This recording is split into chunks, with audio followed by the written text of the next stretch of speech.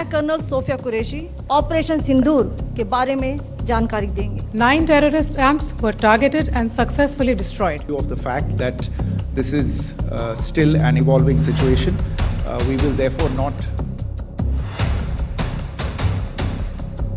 In today's class, we're going to study about Operation Sindoor and about the Pahalgam terror attack from the perspective of the UPSC Civil Services examination. Now, you've already heard a lot about both what happened during Operation Sindoor and what happened during the Pahalgam terror attack. But the specific things that we're going to talk about in this class is to make sure that you're able to write an answer in your UPSC mains examination. And we're going to study both Operation Sindoor and the Pahalgam terror attack.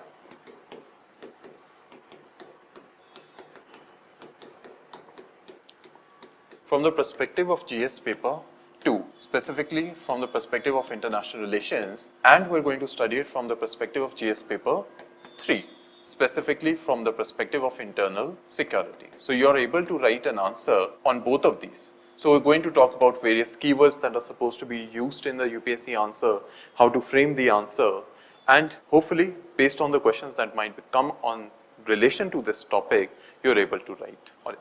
Now, one of the first things is, why did the Pahalgam terror attack actually occur? So why did the Pahalgam terror attack actually occur? Why did Pakistan undertake such a terror attack against India? Now, one of the first reasons as to why it occurred was the Pakistan armed forces wanted to disrupt the tourism within Kashmir. The tourist season is about to start. It was already starting, and Pahalgam is a tourist spot. And what the terrorists wanted to do is to make sure that this tourism season within Jammu and Kashmir is impacted. It is impacted negatively. What it would do is create a rift between the Indians or people from other parts of India going to Jammu and Kashmir and between the local Kashmiri population. It was to ensure that there is a gap, there is a sense of alienation, there is a sense of separation between the local Kashmiri population that rely on tourism and the tourists that come from other parts of India. The second thing, which is in relation to this, is obviously to alienate. Now, it's a keyword that you should be able to write in your answer. Alienate the local Kashmiris from rest of India. They wanted to ensure that the Kashmiri population that lives in Jammu and Kashmir, that rely on tourism, and the tourists that are coming from other parts of India have suspicion of each other. They do not trust each other. What it would do is create alienation. It would create alienation for the Kashmiri population in other parts of India. It would create a form of separation between the local population of Kashmiri and from people of other parts of India. The other thing that the Pakistanis wanted was to hyphenate. Hyphenate India-Pakistan relationship. Now, what has happened over time is that because of India's economic growth, because of the increased stature of India in the global arena, nobody really talks about Pakistan. And whenever, let's say, Prime Minister Modi or the Indian government, Dr. Jaishankar and others, they meet foreign diplomats, they meet foreign leaders, they're talking about India's economic growth, our trade relationship with that country, other economic factors, but they are not really concerned about what Pakistan wants. Before, what used to happen, I'll give you an example, in the 70s, 80s, 90s, is that whenever a foreign visitor, foreign head of state would come to India, the next country they would visit is Pakistan. Same thing, whenever a foreign delegate would come to Pakistan or a leader would come to Pakistan, the next country they would visit is India. They were trying to balance both the countries in the past. This is not happening now. Now, people or foreign delegates, foreign leaders that come to India, they go back to their home country. They're not really cared about what is happening in relation to Pakistan. And what Pakistan right now is wanting is to hyphenate India and Pakistan. What is hyphenate? It's like a dash that separates two things. Now, people initially used to talk about India-Pakistan conflict, India-Pakistan war, India-Pakistan nuclear issue, India-Pakistan partition. But now what do you see in headlines? They talk about India-China, India's economic growth, India's economic rise. So the hyphenation with Pakistan has ended. And India has hyphenated largely with the global powers. The next thing that the Pakistani army especially wanted was to divert attention of the Pakistani population. Right? They wanted to divert attention from Balochistan and what is happening in Khyber Pakhtunkhwa, right? In Khyber Pakhtunkhwa region. Now, in both of these places, in Balochistan specifically, there have been terrorist or there have been militant attacks or terrorist attacks against the Pakistan. It happened a few months ago itself. Similarly, in Khyber Pakhtunkhwa, there is a terrorist organization, Tehreek-e-Taliban, that wants to separate Khyber Pakhtunkhwa region of Pakistan and merge it into Afghanistan, or what they consider as the larger Pashtunistan. It's a separate topic that we'll talk about. And Pakistani army has been losing in both in Balochistan and both in Khyber Pakhtunkhwa. So by undertaking Pahalgam terror attack, the focus of the Pakistani population would shift from the failures of the Pakistani army to why do the Pakistanis need the Pakistani army to defend from India. That is the main reason. Why does Pakistani army have so much power, so much control in Pakistan? They have made India an enemy. That we're there to protect you. We're there to protect you from India. And by undertaking the Pahalgam terror attack, they try to divert attention from their failures in Balochistan and in Khyber Pakhtunkhwa. Right? Apart from this, even if you look at the hyphenation pattern, and one more reason was what happened was in relation to the US visit. So you make it as a point in relation to this. Right? In your UPSC answer, you don't need to mention it separately. You can make both the points linked together. Is that you had the US Vice President, J.D. Vance, and he came to visit India. And unlike in the past, like I said, in 1780s, the next country he would have visited was Pakistan, but this did not happen. It doesn't happen now. And the terror attacks happened and coincided with the US visit. What Pakistan wanted was the US view, the US viewpoint, to focus back on the hyphenation of India and Pakistan, to focus back on Kashmir itself. Right? Apart from this, another reason as to why the Pahalgam terror attack was able to occur is, one of the primary reasons is when we had the Galwan conflict with China, a large number of Rashtriya Rifle soldiers were moved from Jammu and Kashmir, where they were very successful in controlling terrorism, and they were moved to Ladakh. Why? Because of the whole conflict that we're having with the Chinese. So a large number of scholars and military scholars especially have written that there was a dilution of forces in Kashmir, in particularly the Rashtriya Rifles that were moved from Kashmir to Ladakh. And India was not able to fill this particular gap that occurred within Jammu and Kashmir. Apart from this, another aspect that was happening which the Pakistanis wanted to disrupt was the normalcy that was happening in Jammu and Kashmir. Right? One of the things that the current government talked about and what was happening on the ground, based on figures also, was that there was a return of normalcy within Jammu and Kashmir. The number of terrorist attacks had actually decreased within Kashmir if we compare it to, let's say, 2001. One of the figures is that in 2001, 411 fatalities were there. Right? More than 4,000 people were killed in relation to terrorist attacks in Kashmir in 2001. While in 2024, this number had reduced to 134. Now, it does not mean that normalcy had returned to Kashmir. That is not what the view is. What was happening is that over time, things were becoming much more normalized within Kashmir. It's not that it had become normal, but it was on the path to becoming normal. There was a decrease in militancy, there was a decrease in terrorism, there were more tourists that were now going to Jammu and Kashmir. The issue of Article 370 had also been resolved. So there was a return to normalcy which the Pakistanis wanted to disrupt. Right? And one of the last points was the two-nation theory. Right? So you had Asim Munir, who was the head of the Pakistani army, who ended up saying that India and Pakistan were two separate nations, that Hindus and Muslims were basically two separate nations. And through the Pahalgam terror attack, we know that in Pahalgam, Hindus were specifically targeted for being Hindus. What the Pahalgam terrorists wanted, what Pakistan tentatively wanted, is that by targeting Hindu, they wanted to increase communalization within India. They wanted to increase communalism in India. And this in itself would lead to the alienation of Kashmiris from the rest of India by specifically targeting Hindus. Now, these were the primary 7 give and take reasons as to why Pahalgam terrorist attack occurred. And if a question were to be asked in relation to this, these are the reasons that you need to highlight and focus more on keywords. Keywords like alienation, keywords in relation to dilution of forces, the two-nation theory given by Asim Munir, and just after his famous statement, we have the Pahalgam terrorist attack. Now, the second part of the question that can be asked in relation to this is, why does Pakistan continue to indulge in or continue to sponsor terrorism in India? Okay. Now, one of the first keywords that you're meant to use here is what is known as asymmetric warfare. Right? Asymmetric warfare.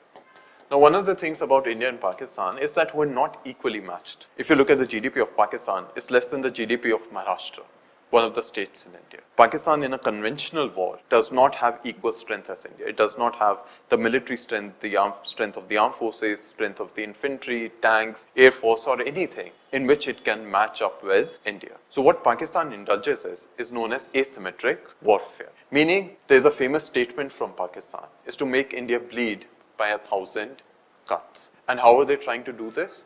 By making terrorism. Initially, it was throughout India. You had the Delhi terror attacks, the Ahmedabad terror attacks, Bombay blast and others, but more importantly within Jammu and Kashmir. Continue to indulge in terrorism so much in Jammu and Kashmir that India has to have one of the largest military presence within Jammu and Kashmir.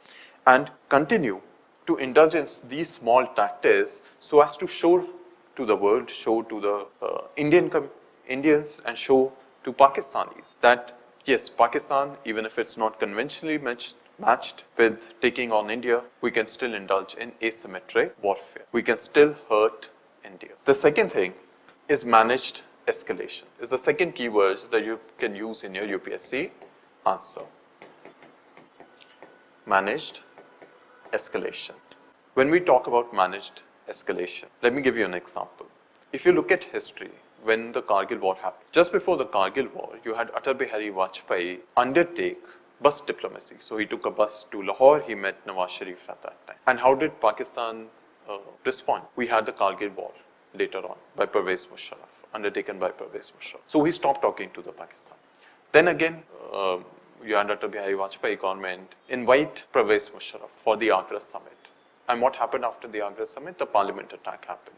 Then we stopped talking to the Pakistanis and we undertook what is known as Operation Sindoor. Then you had the comment of Dr. Manmohan Singh come in. Then Dr. Manmohan Singh again started talks with Pakistan. And what happened during that time? You had the Bombay or the Mumbai terror attacks on 26/11. Then we stopped talking to the Pakistan. Then after him came Narendra Modi. So we were not talking to the Pakistanis. Then Prime Minister Modi invited Nawaz Sharif at that time into his inauguration in 2014, and we started talking to the Pakistani. But thereafter, we had multiple terror attacks. We had Pathankot, Uri, Pahalgam, and as of now, we're not again talking to the Pakistanis. And what happens, and this is in itself a problem, and we'll talk about what India can do in relation to Pakistan-sponsored terrorism, is one thing to have consistent policy. We start talking to Pakistanis, there's a terrorist attack, we stop talking, there's some other prime minister comes, we start talking again, another terrorist attack, we stop talking, and then there is the same thing continues to occur. What Pakistan indulges is in managed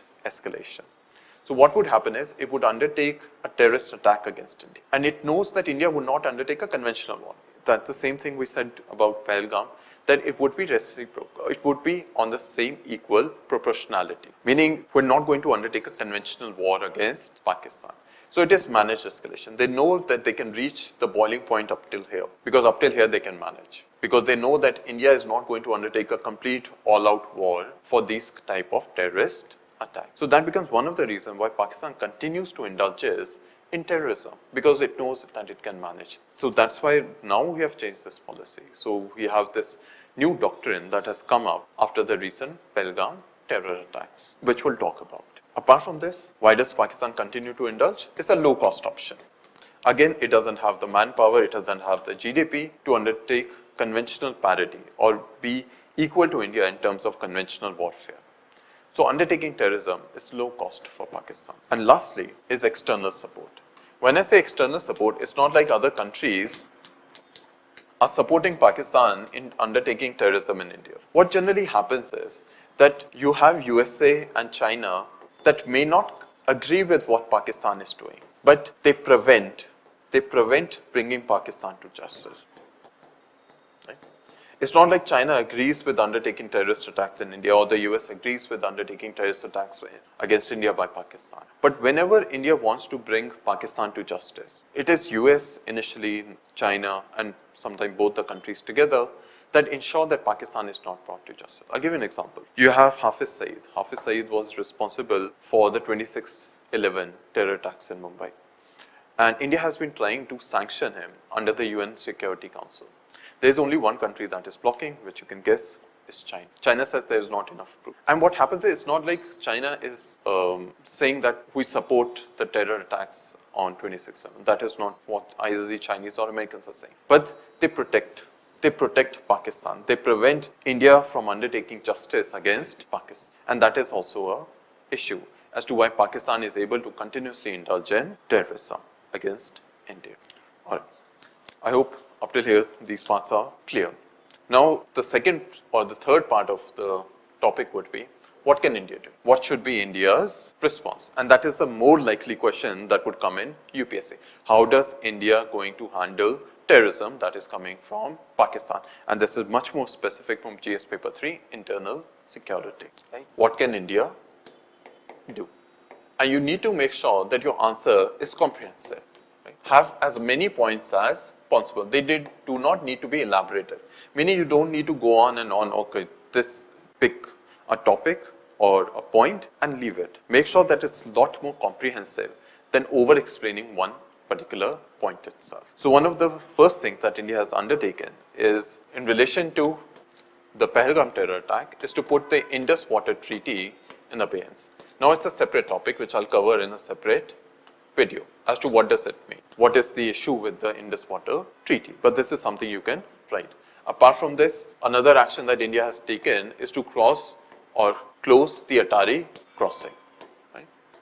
So there was trade that was happening through the Wagah-Atari border crossing that India has stopped. There is also suspension of visas. So you might have seen in news a lot of Pakistanis going back to Pakistan. Why? Because the suspension of visas has been there. Apart from this, we have reduced the size in the Pakistani High Commission in New Delhi, and apart from few other actions that we have taken, but at least make sure that you write these three. Or if you can't write all three, at least make sure that you write these two. And if you can't write both, then this too has to be written in your UPSC answer. The second thing India has to do is to ensure continuity in policy. India has to ensure continuity in policy. And this is what I'm talking about. We're first talking to Pakistan, then a terror attack happens, we stop talking. New Prime Minister comes, we start talking. Another terror attack, we stop talking. So there's no continuity in policy. And what happens is, let's say right now we're trying to build pressure on Pakistan. Tomorrow if a new Prime Minister, or if even the current Prime Minister, we decide to talk again, then what would happen? We'll have to drop all of these pressure tactics that we're trying to impose upon Pakistan. So there has to be some continuity in policy. Another aspect is what we need is long-term deterrence. It's a keyword, it's an IR keyword that you need to use in your answer. Long-term deterrence. Long-term deterrence, or deterrence basically, as far as GS is concerned, it would mean altering behavior of the enemy. You have to make sure that Pakistan thinks twice before undertaking these terrorist attacks against India. They should fear the punishment that should come after taking these terrorist attacks. They should think twice. Why? Because they know India is going to retaliate. And they should fear the punishment that India would impose upon. So we need long-term deterrence. We need to ensure that there is fear within the Pakistanis from undertaking such terrorist attacks against India. With long-term deterrence, what we also need is coercion. Right? We also need coercion, meaning that whenever the terrorist attack therefore does happen, we should have enough ability to punish Pakistan. You can continue to say that we're going to undertake retaliation, but you should also have the capability to do that. And we need to ensure that there are enough mechanisms to undertake coercion if Pakistan does indulge in such behavior of cross-border terrorism. Okay. Apart from this, what we also need is sustained intelligence. Right? We need to have sustained intelligence over the movement of terrorism, what is happening in Pakistan, and to ensure that we're able to prevent these terrorist attacks from happening. With this sustained intelligence, we also need to focus on stopping terror financing. Now, India has had various conferences, and it was actually a PYQ also on terror financing. So India needs to also ensure that we have mechanisms to also stop terror financing. Right? Apart from this, we need to work on normalcy. We need to ensure that there is a return of normalcy within Jammu and Kashmir. There is no feeling of alienation among the Kashmiri population. There is no feeling of separation between the Kashmiri population and the people of rest of India. In addition from this, what we also need to do is isolate Pakistan. We need to isolate Pakistan in the global community.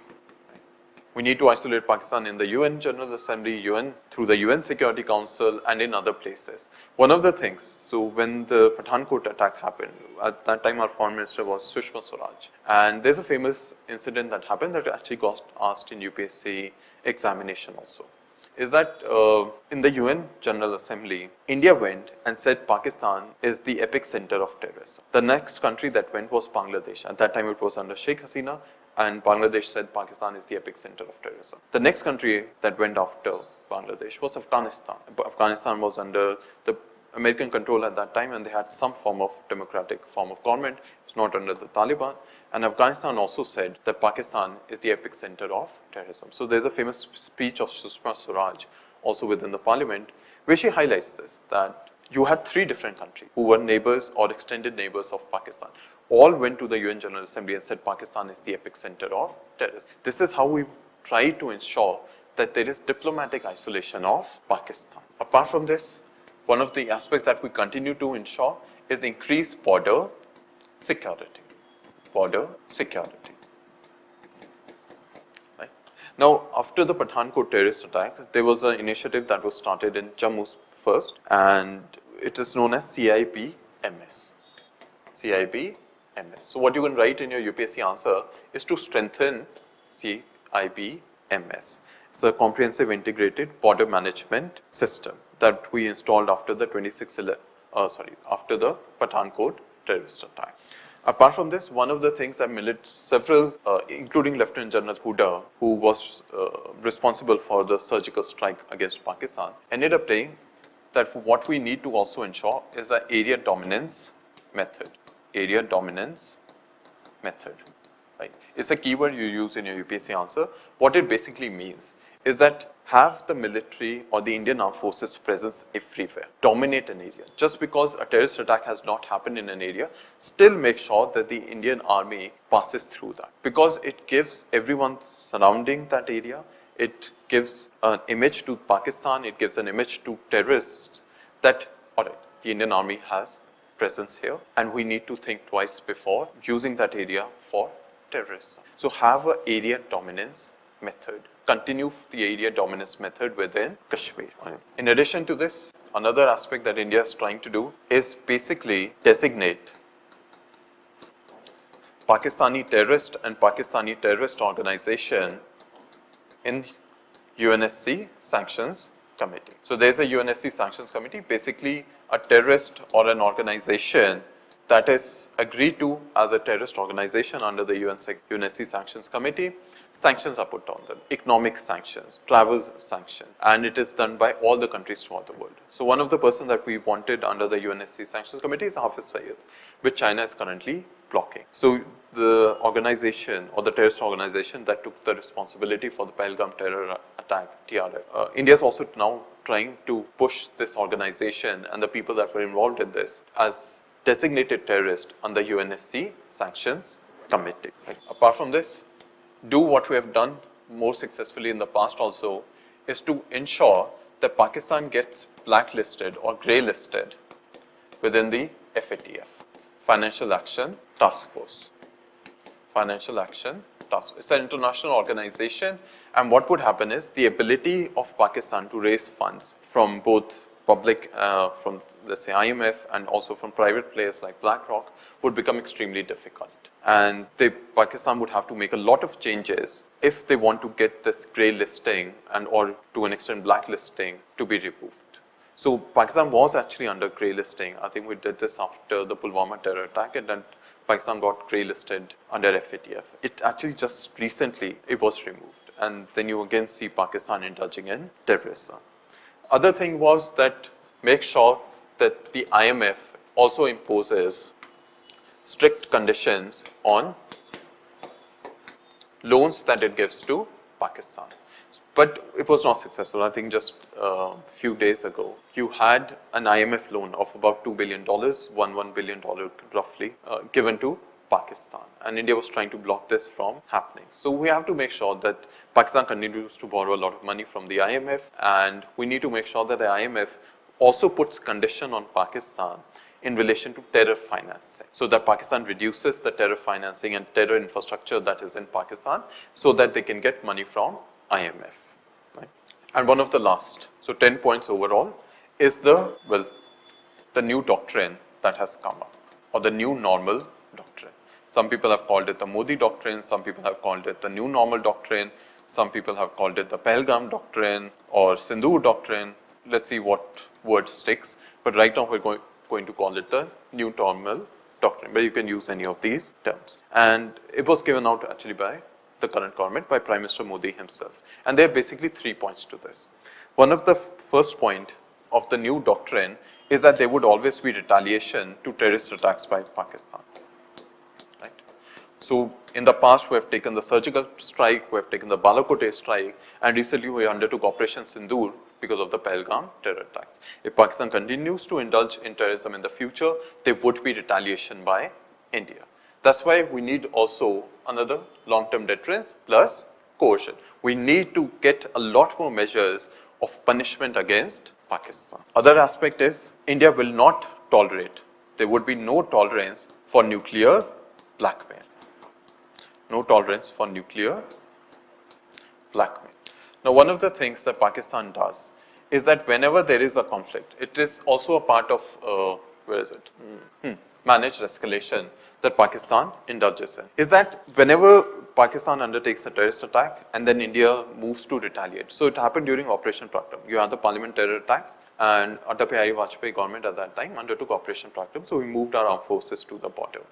And then Pakistan went to the world, the United States, China, and every other country. Oh, if there is India attacks us, it might lead to a nuclear war. And then what happens is you have pressure from the world community come on India to not retaliate. So what is happening is that the victim of terrorism, which is India, is being asked to be reasonable, is being asked to compromise. This is something Dr. Jaishankar also talks about in his book, India That Is Part of his first book. He talks about this nuclear blackmail that Pakistan indulges in. And he ends up saying that it is victim blaming. Pakistan says to the world that, oh, it may lead to a nuclear war. It happened during Kargil also. So during Kargil, Bill Clinton was the president of United States. And at that time, Pakistan went and told US, who have occupied the Kargil peaks, and India is going to undertake a war against them, which we did. And we were trying to recover all the peaks that Pakistan had illegally captured. And they said, oh, it may lead to a nuclear war. Because just 1 year before that, in 98, both India and Pakistan became nuclear powers. And there's a famous line of Atal Bihari Vajpayee. He ended up saying that if Pakistan were to use a nuclear weapon against us, there would not be a Pakistan left in the morning. Meaning that India's nuclear attack would be to such an extent that there would not be a Pakistan in the future. Now, it's not that India gets fearful of Pakistan's nuclear weapons, on Pakistan's nuclear attack. It is the world that becomes fearful. That the world then pressurizes India because they fear that Pakistan and India may indulge in a nuclear conflict. And then India is always asked to compromise against such actions. And Prime Minister Modi has said that no more India is going to fall for this nuclear blackmail. And the last part of this was, there would be no distinction. There would be no distinction between terrorist and their sponsor, right? So the last point of the new doctrine that we have is that we're not going to differentiate between the terrorists that are coming and undertaking the terrorist attack against us and those organizations, but we're also going to go after the people that are sponsoring these terrorist organizations. The Pakistani army, the ISI, and others that may also be sponsoring, that are also sponsoring these terrorist organizations that we may also go after in the future. So we're not going to differentiate between the terrorist and their sponsors from now on. And this is the new normal doctrine that has been laid out by the Prime Minister. It is very likely that you can find a question on relation to this in GS paper 3. The question would be in relation to what should India do in relation to cross-border terrorism or Pakistan-sponsored terrorism. You need to mention this. You need to mention this particular point, and apart from this, depending on the word limit, mention the other 9. Also, if you have this point, work on normalcy, you can add one more point here, which was said by Atal Bihari Vajpayee. And it's a very famous line, it's very useful for your UPSC answer. And he ends up saying that will ensure normalcy. You can use that through Kashmiriyat, Insaniyat and Jamhuriyat. Kashmiriyat means the Kashmiri culture which would be protected. Insaniyat means humanity. And Jamhuriyat meaning democracy. Kashmiriyat, Insaniyat and Jamhuriyat. And you can add this in relation to bringing back normalcy in Jammu and Kashmir. Kashmiriyat, Insaniyat and Jamhuriyat. Alright, so as of now, you have learned three aspects, and questions related to all three aspects can come in the GS examination. GS paper 2 under international relations or GS paper 3 under internal security in relation to Pahalgam terror attack and Operation Sindoor. The first is, why did the Pahalgam terrorist attack happen? The second is, why does Pakistan continue to indulge in terrorism? And the last, which is much more likely to come, is what should India do? What should India do in relation to Pakistani-sponsored terrorism? I hope all of this is clear to you, and you can come to Analog IAS. It's on in the road crossing in Hyderabad, and you can come and meet me if you have any doubts in relation to polity, IR or political science. Take care, everyone.